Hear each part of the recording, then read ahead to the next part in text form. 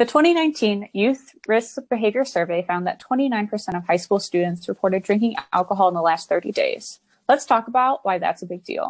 My name is Faith Briggs. I'm the project coordinator for the Go for Zero project, which is an initiative to prevent and reduce underage drinking by educating youth and young adults on the risks of underage substance abuse.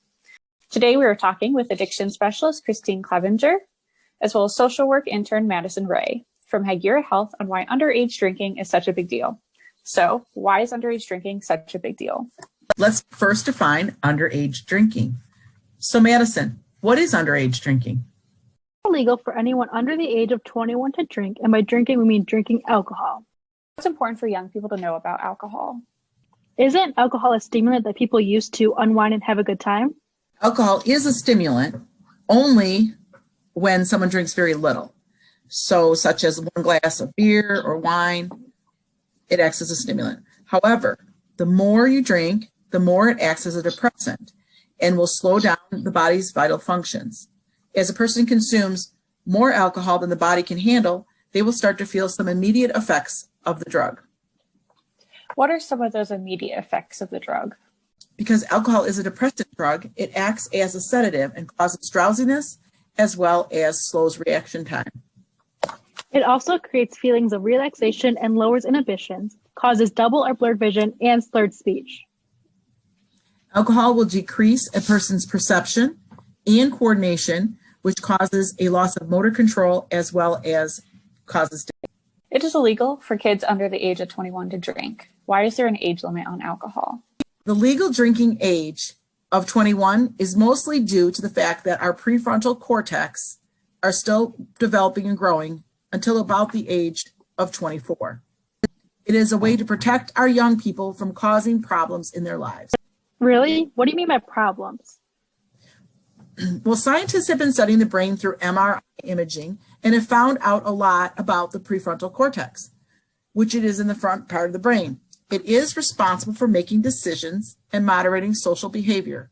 It is also the part of the brain that person's impulse control and helps us to reason things out. So what you're saying is that the prefrontal cortex helps us to have good judgment? Yes.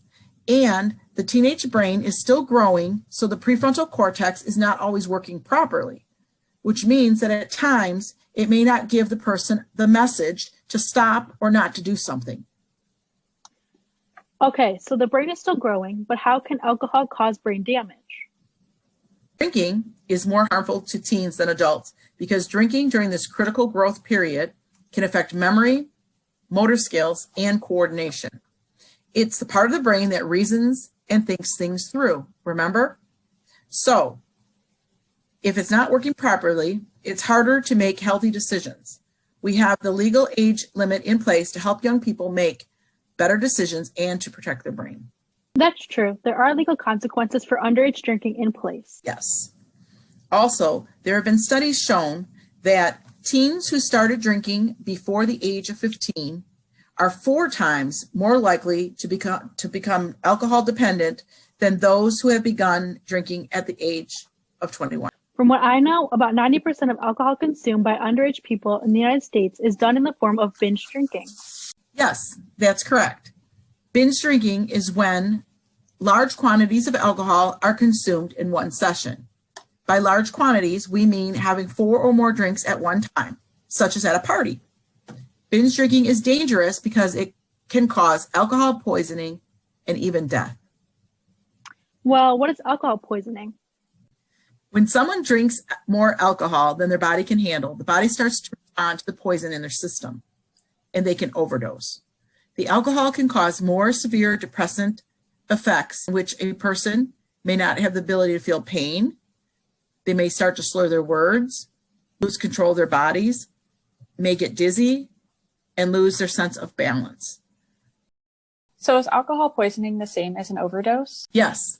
When a person is overdosing on alcohol, they usually start vomiting.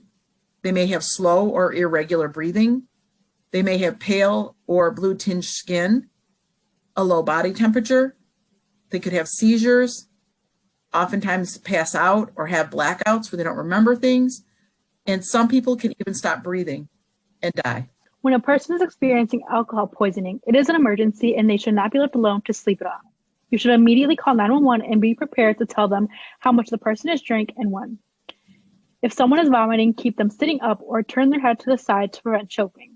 Try to keep the person awake so they don't lose consciousness. And if someone is unconscious, they should never be left alone. Yes, exactly. It is very important to help the person that is experiencing alcohol poisoning or overdose. The Good Samaritan law gives a person exemption from punishment if they are calling for help for an intoxicated person who is in need of medical assistance. As scary as it may sound, it is the right thing to do, even if you think your parents or other adults are going to be upset with you. It is always better to be safe than sorry. Call someone for help. Yes, always dial 911 or call another trusted adult if there is an emergency. This is a perfect example of when the prefrontal cortex may not be working as well in a younger person, and a trusted adult or medical professional is definitely needed. Thank you to Christine and Madison. You can learn more about the Go for Zero project at gardencitymi.org. If you or someone you know is struggling with addiction or mental health issues, reach out to Hagira Health at hagirahealth.org. Thank you to our partners. Check out these links for more information on underage drinking or support groups in your area.